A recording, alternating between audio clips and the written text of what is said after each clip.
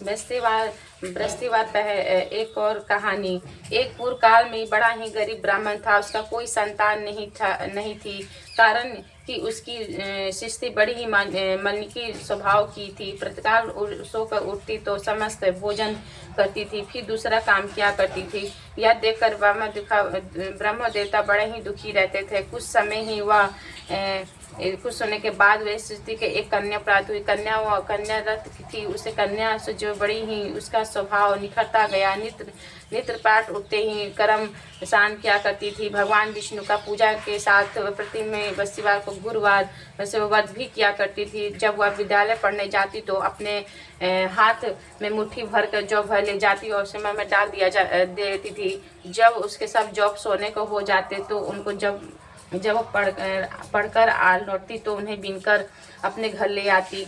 वह एक दिन बालिका जौ को सूप को फटकने लगी। तभी उसके पिता ने कहा, बेटी, सोने के जौ को फटकने के लिए सोने का सूप भी तो होना चाहिए। उसके दूसरे दिन बृहस्पतिवार का दिन पड़ता था। उसी दिन नित्य ही भक्ति गुरुवार व्रत किया और एक मुट्ठी में जौ लेकर जाकर वह में छींट दिया। कहा, हे गुरु, यदि मैं सच्चे मन से आपका व्रत करती हूँ तो उसके प्रति आप ऐसा सोने का सूप दीजिए। जब आप प्रतिसाल से लौटी तो बटोरने लगी। तभी गुरु आवश्यक रुपए से उसके दिन उसी समय सोने का सूप मिल गया। दूसरे दिन वह जब कन्या को सूप को उन सोने को जौ को फटक रही थी, उसी समय राजकुमार उधर से निकलकर उस पर देखकर उसके रूप सटील गुणों को देखकर उस पर मोहित आ गया और अपने घर में आकर बीमारी के बहाना करके लेट गया। जब समाचार उसके पिता ने मिला तब रानी ने आकर उसने कहा, बीमारी का कारण पूछा तो राजकुमार ने बताया, मुझे कोई भी रोग कष्ट नहीं है, बस मैं केवल यही चाहता हूँ जो राजकन्या ने सोने को सोने को सूप में फटक रही थी उससे मेरा विवाह हो जाए। राजा राजकुमार को समझाया बुझाकर शांत किया और कहा, मैं पता लगाता हूँ, उसे मैं कन्या का विवाह कर दूंगा। राजकुमार कन्या घर पता बताया। राजा मैत्री ब्राह्मण के पास गया। उसने सब समाचार कहा। ब्राह्मण देवता ने सुविधि अपनी कन्या राजकुमार को दे दी। कन्या को जाते ही ब्रह्मा के क्रोध दरिद्रता हो गया और अन्य वस्त्र के दुखी से उसका एक दिन भी मुश्किल भी व्यक्ति होने लगा। एक दिन वह दुखी पिता अपनी कन्या से भेंट करने गया। पिता ने देवता को देखकर बोली कि हे पिताजी, आप मेरी माताजी को यहाँ ले आइए, मैं उन्हें विधि बता दूंगी जिससे सभी गरीबी समय के लिए दूर हो जाएगा। ब्रह्मा घर से गया, अपनी पत्नी को कन्या का घर ले आया। कन्या ने अपनी माता को समझाते हुए कहा कि हे माता, आप नित्र उपरात उठकर निस्त्र होकर स्नान किया करें, यदि करके भगवान विष्णु की पूजा किया करें, आपके घर में सारी दरिद्रता दूर हो जाएगी। परंतु उसने ध्यान नहीं दिया। पहले भी भक्ति उठकर बच्चों को झूठा खा लेती थी और पूजा के समय कह देती थी कि मैं तो भोजन कर चुकी। यह सब सुनकर पुत्री को उसे बड़ा दुख हुआ और उसने आकर अपनी माँ को एक काला कोठरी में बंद कर दिया और प्रतिकाल नीत ने कल कसान पूजा पाठ कराया। यदि कराया उसके सभी ब्रह्म बुद्धि ठीक हो गई और वह वैश्य व्रत करने लगी। वैश्य भगवान के व्रत में ब्रह्मा धनवान और सुखी हो गया, अर्थात मरने तक पति पत्नी स्वर्ग ही सुख प्राप्त हुए। इधर राजा लेकर को काम किया, अपनी जीवित चलाता था। साधु का बृहस्पतिवार व्रत किया तो उसके लकड़े में व्यापार में दुगना लाभ होने लगा। परंतु फिर एक बृहस्पतिवार के दिन व्रत करना उसे नहीं किया तो गुरुवार नाराजगी से बड़ा कष्ट हुआ। एक दिन नगर को राजा को किया तो जिसमें घोषणा करा दिया कि मनुष्य अपने घर में भोजन न करे, अग्नि न जलावे, सब मेरे घर में भोजन करे। इस विज्ञान को पालन नहीं करेगा उसे फांसी लटका दिया जाएगा। समझ राजा ने भोजन करने यह लगा कुछ देर पहुंचा, उसे अपने घर ले गया। जब भोजन कर रहा तभी रानी ने खूंटी पर पड़ी जिस पर 9 लखा लटका हुआ भोजन करा। तभी रानी ने दृष्टि पड़ी जिसका 9 लखा हाथ दिखाई दिया। रानी ने सोचा कि मेरा इसी मनुष्य ने चुरा लिया है। फिर उस समय उसको जेल खाने में डलवा दिया।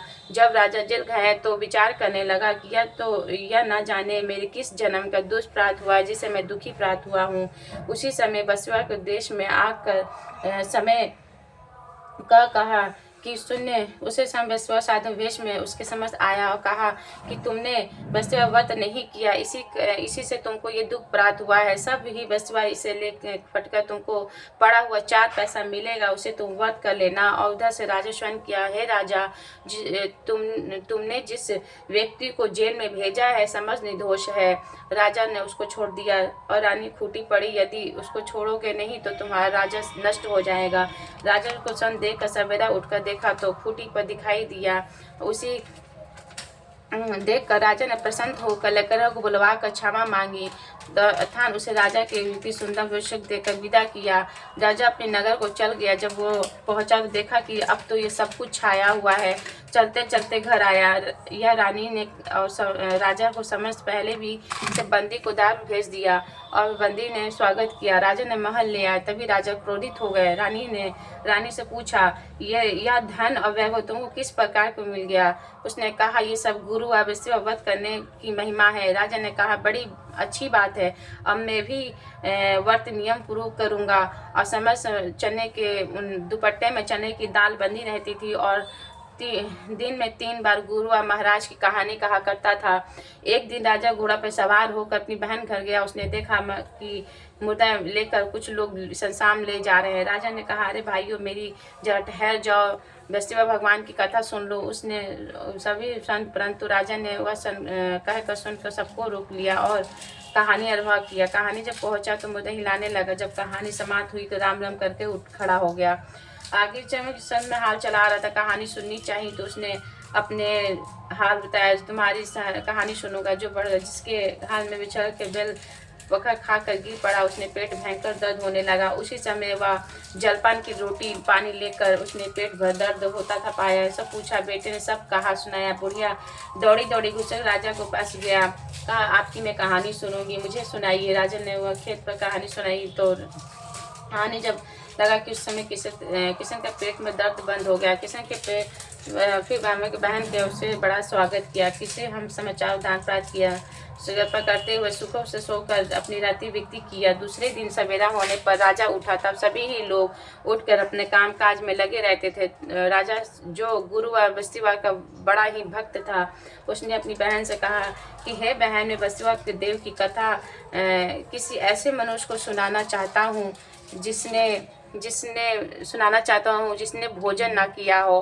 बहन ने कहा, भैया, यहाँ पहले यहाँ बहुत तड़के ही सब लोग भोजन कर लेते हैं, मैं फिर भी तलाश करती हूँ। उसने देखा कि पड़ोसी के कुंवारा रहता था। उसका पेट में उसका बेटा बहुत बीमार था, जिसे 3 दिन से उसके घर में दुखे भोजन नहीं किया था। रानी ने कहा, तुम मेरे भाई के से गुरु और विश्व कहानी सुन लो, क्योंकि तुम लोग अभी तक भोजन जलपान नहीं किया है, कुछ नहीं किया। तो कहानी सुनाने आया। राजा उसके घर जाकर बस्तीवार की कहानी सुनानी चाहिए। प्रत्याहार करके सारी बीमारी दूर हो गया और उसे आराम हो गया और लोग राजा की प्रसन्नता करने लगे। और दूसरे दिन जब राजा अपने घर चला तो उसने बहन से भी चलने को कहा। बहन ने अपनी सास से जाने की विज्ञान मांगी तो उसने कहा, अच्छा तू जा, परंतु अब बच्चों को ना ले जाना, क्योंकि तेरे भाई क्या संतानहीन है, रहित है। सब बहन ने अपने भैया से कहा कि भैया, मैं तो चलूंगी, परंतु बच्चे लोग नहीं जा सकेंगे, क्योंकि माता जी का विज्ञान नहीं है। राजा बोला, जब बच्चे ही नहीं जाएंगे तब तुम चलकर क्या करोगी? नित्य अपने राजा के घर लौट आया और राजा ने अपनी रानी से कहा, मैं संतानहीन हूँ, जिससे लोग मुझसे परहेज करते हैं। रानी ने कहा, घबराइए नहीं, वैसे भगवान के कृपा से हमें भी संतान प्राप्त होगी। फिर तुम्हें उसी रात्रि में राजा ने संतान प्राप्त होने के लिए संभाल अपनी रानी गर्भवती हुई और ठीक ही 9वें महीने में उसे एक पुत्र प्राप्ति हुई। रानी ने बहन भी आई और उसे सब लोग जो उनके संतानहीन होने के घोष करते थे लज्जित हुए और घर आकर खाना पान में शामिल हो गए। राजा रानी को बधाई देने लगे। इसी प्रकार के वैश्यों का वध करने से गुरुवार वैश्य मनुष्य की सभी मनोकामना पूर्ण करते हैं। बोलो वैश्य भगवान की जय।